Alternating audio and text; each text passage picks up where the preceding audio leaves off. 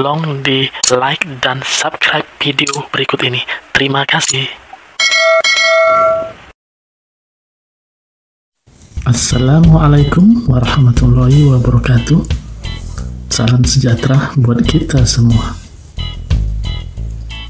Sahabat, kita sudah memasuki tahapan pemilu serentak tahun 2024. Pelaksanaan demokrasi dengan melibatkan hampir seluruh warga negara dewasa selama 2 tahun mendatang. Dibutuhkan kepanitiaan pemilihan dari pimpinan hingga jajaran paling bawah untuk menyatu, cepat mencari jalan keluar ketika menemui jalan buntu. Panitia yang melaksanakan pemilu tidak datang dari langit begitu saja. Pihak yang paling bertanggung jawab ini hadir dengan sadar dan mendaftar melalui proses rekrutmen yang terbuka. Siapa saja yang memenuhi syarat bisa mengikutinya, termasuk juga para sahabat. Bawaslu telah membentuk tim seleksi untuk merekrut pengawas provinsi hampir di seluruh daerah. Pertengahan tahun depan akan melakukan rekrutmen Bawaslu tingkat kabupaten dan kota serentak seluruh Indonesia. Sementara KPU akan merekrut KPU provinsi dan kabupaten kota tahun depan hingga tahun 2024 secara bergelombang. Insya Allah, saya akan memberikan informasi bila ada tahapan rekrutmen dari Bawaslu dan KPU. Sahabat, itu baru di tingkat provinsi dan kabupaten kota. Masih ada rekrutmen di tingkat kecamatan, yaitu Panwascam atau juga di KPU disebut PPK, kemudian kelurahan atau desa, hingga petugas tingkat pemungutan suara PPS dan KPPS ya.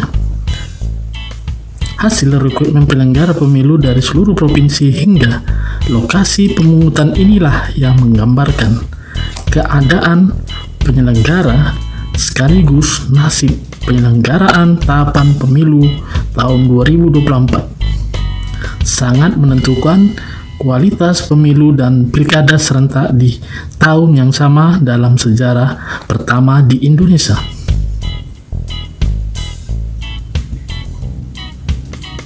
Baik buruknya penyelenggara menentukan tinggi rendahnya kualitas penyelenggaraan.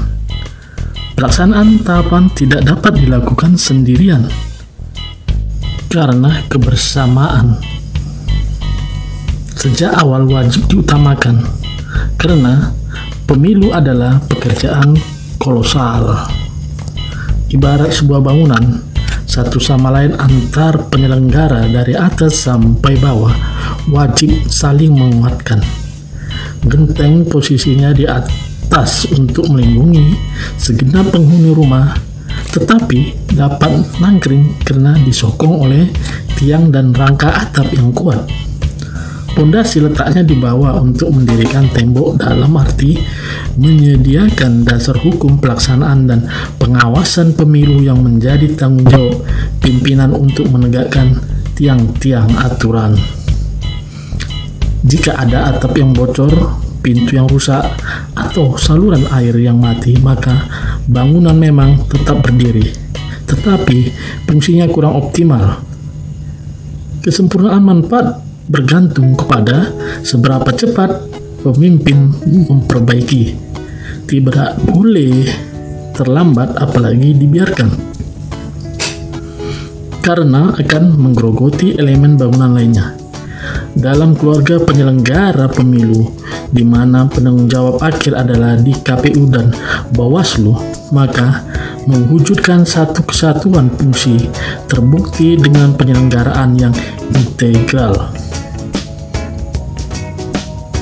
Sahabat, dalam membangun satu kesatuan fungsi integratif penyelenggara pemilu sehingga terwujud kapasitas yang mumpuni untuk menciptakan pemilu yang demokratis.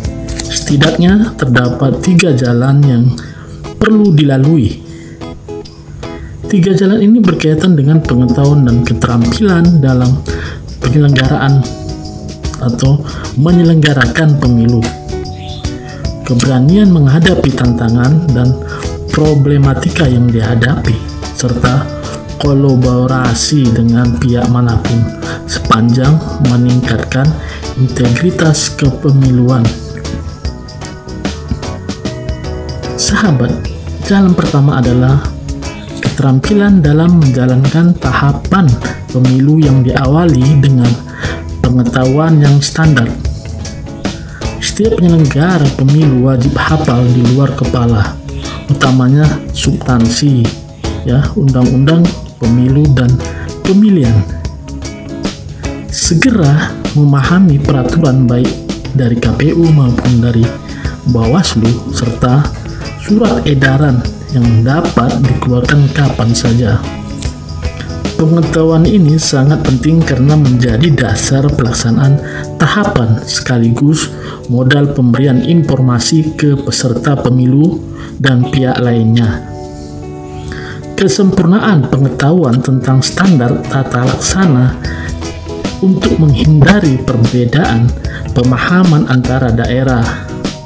Karena jika ada perbedaan pemahaman, potensi akan adanya temuan pelanggaran sekaligus sengketa pemilu akan bermunculan. Selain pengetahuan yang memadai, penyelenggara pemilu perlu memiliki kemampuan komunikasi yang mumpuni. Setiap kebijakan disampaikan ke pihak luar dengan cara yang tidak mentah tetapi adaptif, yaitu memperhatikan kemampuan komunikasi serta metode penyampaian yang sesuai dengan konteks masyarakat pemilih. Karakter lokal menjadi cara bersama untuk mewujudkan sosialisasi di tengah pemilih yang plural. Apabila muncul kejadian baru yang belum ada ketentuan pelaksanaan atau kasus baru yang perlu kebijakan pengawasan, maka KPU dan Bawaslu secara cepat merespon dan memberikan kebijakan penyelenggaraan melalui surat edaran agar sentralisasi kebijakan bisa segera diterapkan. Kecepatan dan sentralisasi ini penting karena menyelesaikan dengan cepat kasus yang terjadi sekaligus mengantisipasi potensi pengulangan beda lokasi. Jalan yang kedua, sahabat, adalah keberanian. Setiap penyelenggara pemilu, baik secara individu maupun kelembagaan, memiliki keberanian sebagai wujud dari pelaksanaan asas mandiri, jujur, adil, dan berkepastian hukum.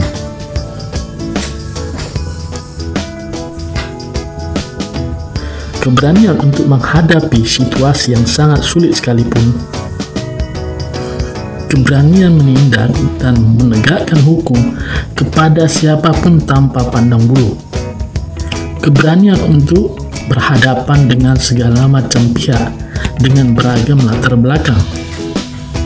Keberanian untuk menjangkau wilayah ataupun daerah yang berat dan terpencil, sekaligus berkata tidak untuk tawaran negatif yang mempengaruhi integritas proses dan hasil pemilu. Dan jalan yang terakhir adalah kolaborasi, yaitu penyelenggara pemilu memiliki kemampuan membangun kerja bersama secara setara dengan siapa saja demi menciptakan pemilu yang langsung, umum, bebas, rahasia, serta jujur dan adil. Kolaborasi mengandung arti setiap pihak adalah kreator yang memiliki gagasan kuat untuk berbarengan menciptakan karya kepemiluan.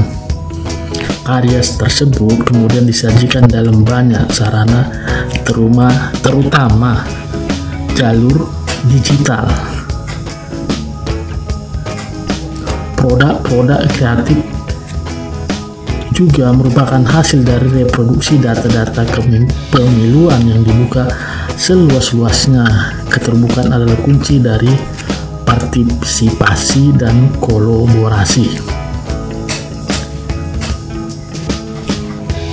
Kemampuan kerjasama dengan banyak media, baik elektronik maupun cetak, bergabung dengan pesora media sosial dan tokoh masyarakat adalah cara paling tepat untuk melakukan sosialisasi dan pengawasan partisipatif yang kuat.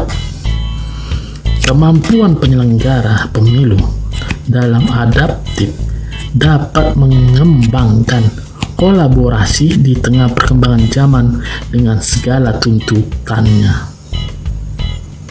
Itulah sahabat, 3 jalan kapasitas penyelenggara yang menjadi modal dasar untuk mewujudkan penyelenggaraan pemilu tahun 2024 yang berintegritas, menjadi perhatian bagi KPU, Bawaslu, dan tentunya kita semua dalam membentuk dan menyiapkan sumber daya yang berilmu, berpengetahuan, berani, dan siap berkolaborasi.